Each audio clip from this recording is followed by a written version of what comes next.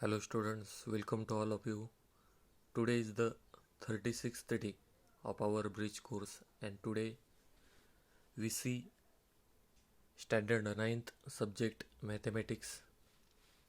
Today's unit is variation and subunit is direct variation and inverse variation.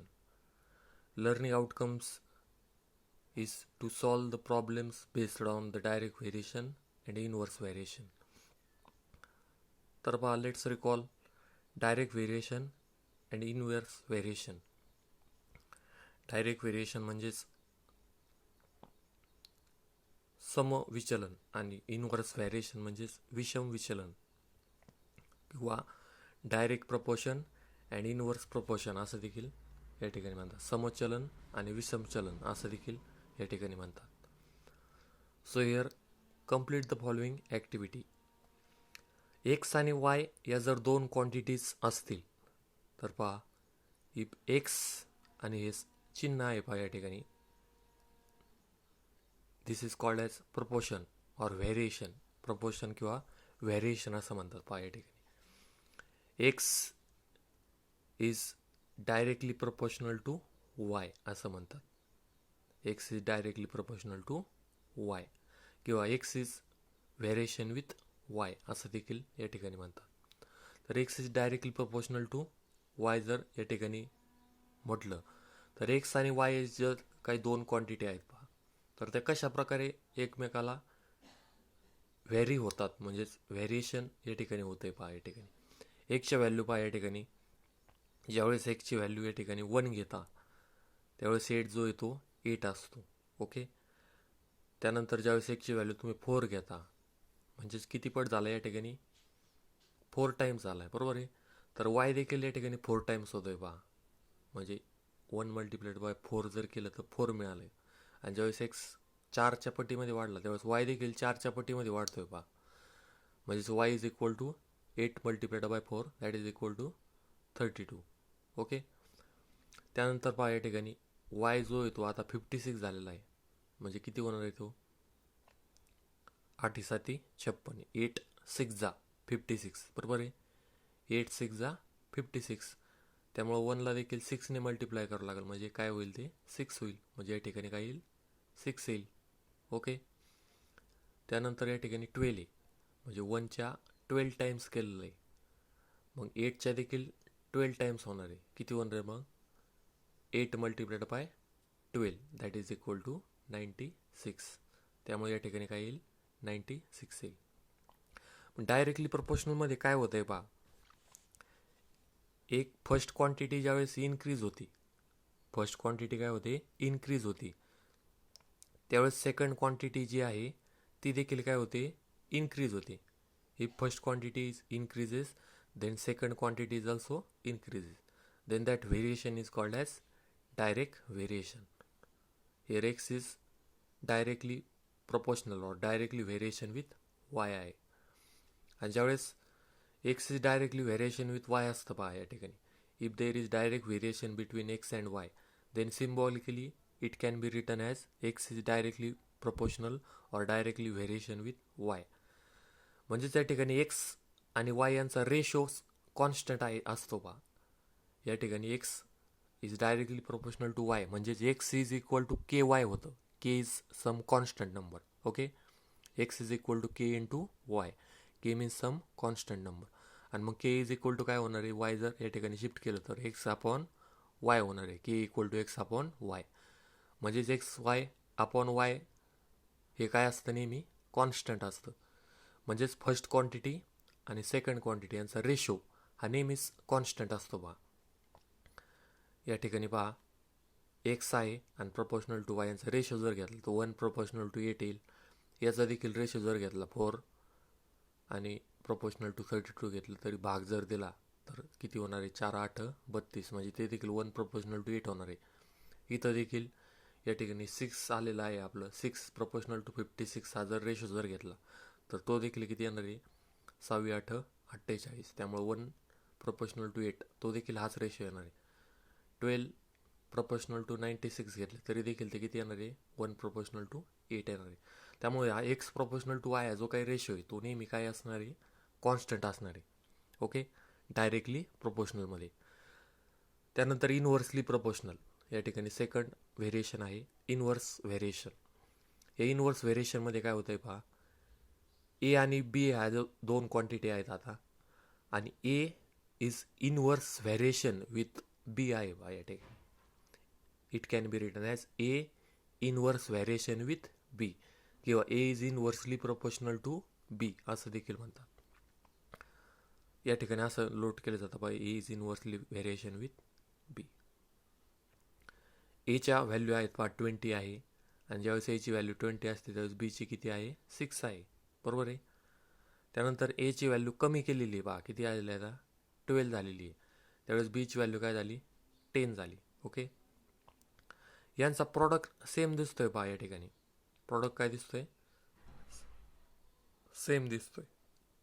6 × 20 किती होणार आहे product, that is equal to 120. Okay, 6 × 20 120 होणार. याचा देखील प्रॉडक्ट किती होणार आहे, तो देखील 120 होणार. 12 × 10 तो देखील 120 होणार आहे. मग या ठिकाणी कुठला नंबर पाहिजे का ज्यांचं प्रॉडक्ट 120 डिग्री झाला पाहिजे, तर काय असणार आहे या ठिकाणी, 2 असणार आहे. बरोबर आहे, बिकॉज 60 × 2 इक्वल टू 120. त्यामुळे इथं काय असणार आहे, 2 असणार आहे. बरोबर आहे. त्यानंतर या ठिकाणी 40 आहे. मग 40 जर असेल तर 40ला कितीने मल्टिप्लाय केल्यानंतर या ठिकाणी 120 मिळणार आहे. तर that is equal to how many सांगता येते या ठिकाणी पहा, 40 × 3 इक्वल टू 120. त्यामुळे या ठिकाणी काय मिळणार आहे, 3 मिळणार आहे. बरोबर आहे, या ठिकाणी 3, या ठिकाणी काय असणार आहे, 2 असणार आहे. मग इनव्हर्स व्हेरिएशनमध्ये काय होतं, ज्यावेळेस फर्स्ट क्वांटिटी या ठिकाणी डिक्रीज झाली पहा, या ठिकाणी फर्स्ट क्वांटिटी डिक्रीज झाली तर सेकंड क्वांटिटी काय होते, इन्क्रीज झाली पहा. ओके, या ठिकाणी पहा फर्स्ट क्वांटिटी डिक्रीज झाली त्यावेळेस सेकंड क्वांटिटी काय झाली, इन्क्रीज झाली. पहा त्या ठिकाणी 12चे परत 16 झाले, म्हणजे आता ही इन्क्रीज झाली. बरोबर आहे. त्यावेळेस ही काय झाली, डिक्रीज झाली, कारण या ठिकाणी काय 2 आहे, ही डिक्रीज झाली. हे तर लक्षात, ज्यावेळेस फर्स्ट क्वांटिटी इन्क्रीज होते त्यावेळेस सेकंड क्वांटिटी डिक्रीज होते, आणि ज्यावेळेस फर्स्ट क्वांटिटी डिक्रीज होते त्यावेळेस सेकंड क्वांटिटी काय होते, इन्क्रीज होते. त्यावेळेस ते कोणतं व्हेरिएशन असतं, इनव्हर्स व्हेरिएशन असतं. बरोबर आहे. आणि डायरेक्ट व्हेरिएशनमध्ये काय होतं, फर्स्ट क्वांटिटी इन्क्रीज झाली तर सेकंड क्वांटिटी देखील इन्क्रीज होते, आणि फर्स्ट क्वांटिटी जर डिक्रीज झाली तर सेकंड क्वांटिटी देखील काय होते, डिक्रीज होते. ओके, आणि इनव्हर्स व्हेरिएशनमध्ये काय होतं, तर या दोन क्वांटिटीचा प्रोडक्ट हा कॉन्स्टंट असतो. बरोबर आहे. ए आणि बी हे जर दोन इनव्हर्स व्हेरिएशनमध्ये असलेली, there is inverse variation between A and Y, A and B, then that product A into B is constant. येतं लक्षामध्ये. अशा प्रकारे डायरेक्ट व्हेरिएशनमध्ये त्या दोन क्वांटिटीचा रेशो येतं लक्षामध्ये, दोन क्वांटिटीचा रेशो हा कॉन्स्टंट असतो, म्हणजे एक्स प्रोपोर्शनल टू वाय हा रेशो कॉन्स्टंट असतो डायरेक्ट व्हेरिएशनमध्ये. आणि इनव्हर्स व्हेरिएशनमध्ये काय असतं, त्या दोन क्वांटिटीचा प्रोडक्ट हा कॉन्स्टंट असतो. येतं लक्षामध्ये. एक्झाम्पल आहे बा, let us see that example. पहा या ठिकाणी M is directly variation with N आहे बा. यम इज डायरेक्टली व्हेरिएशन किंवा डायरेक्टली प्रपोर्शन असं देखील म्हणतात त्याला. व्हेरिएशन शब्द वापरा किंवा प्रपोर्शन शब्द वापरा. M is directly proportional to n किंवा m is directly variation with N आहे. एन इज इक्वल टू 7 आहे आणि एम इक्वल टू 154 आहे. Then find the value of m. तर त्यावरनं तुम्हाला यमची व्हॅल्यू फाइंड आउट करायची आहे. कोणत्या वेळेस यमची व्हॅल्यू फाइंड आउट करायची आहे, ज्यावेळेस एन इक्वल टू 14 असेल त्यावेळेस यमची व्हॅल्यू तुम्हाला फाइंड आउट करायची. मग M is directly variation with N दिलेलं आहे, म्हणजे फॉर्म्युला तुम्ही लिहू शकता, M is directly variation with N. म्हणजेच मग ते कसं लिहिता येईल, M is equal to K वापरतात, या सिम्बॉलच्या ऐवजी या ठिकाणी इक्वल टू साईन करून के लिहितात. M is equal to k into n होतं, आणि मग k is equal to m upon n होईल. बरोबर आहे. किंवा या ठिकाणी डायरेक्ट व्हॅल्यू टाकू आपण. यम इज इक्वल टू काय आहे, 154 आहे, आणि ज्यावेळेस एम इक्वल टू 154 आहे त्यावेळेस एनची व्हॅल्यू काय आहे 7 आहे. म्हणजेच when M equal to 154 then N equal to 7 म्हणजे एनची व्हॅल्यू 7 टाकली तर एमची व्हॅल्यू 154 आहे. अशी एक कंडिशन दिली असते पहा एक्झाम्पलमध्ये. ही कंडिशन का दिलेली असते तर या कंडिशनवरनं आपण कॉन्स्टंट जो आहे के त्याची व्हॅल्यू फाइंड आउट करण्यासाठी एक व्हॅल्यू दिलेली असते पहा एम आणि एनची दोन क्वांटिटीची. मग ती व्हॅल्यू टाकून आपण के मिळवला पहा. के इक्वल टू काय मिळेल मग 7 इकडे घेतलं डिवाइड होईल म्हणजे 154/7 होईल. म्हणजे केची व्हॅल्यू काय मिळाली 22 मिळाली. बरोबर आहे. म्हणजेच आपला रिझल्ट जो आहे तो या ठिकाणी आलेला आहे. M equal to K N असतो ना, म्हणजे के इक्वल टू काय टाकली आहे 22 टाकली. मग एम इक्वल टू 22 एन. आणि ह्या व्हेरिएशनची इक्वेशन तयार झाला आता. आणि या इक्वेशनमध्ये तुम्ही कोणतीही एक व्हॅल्यू टाकली तर दुसरी व्हॅल्यू तुम्हाला या ठिकाणी मिळते.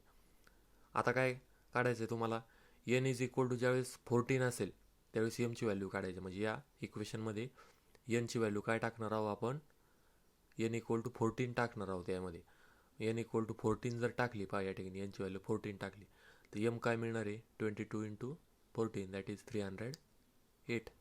त्यामुळे एम इक्वल टू काय मिळाला आहे 308 मिळाला आहे.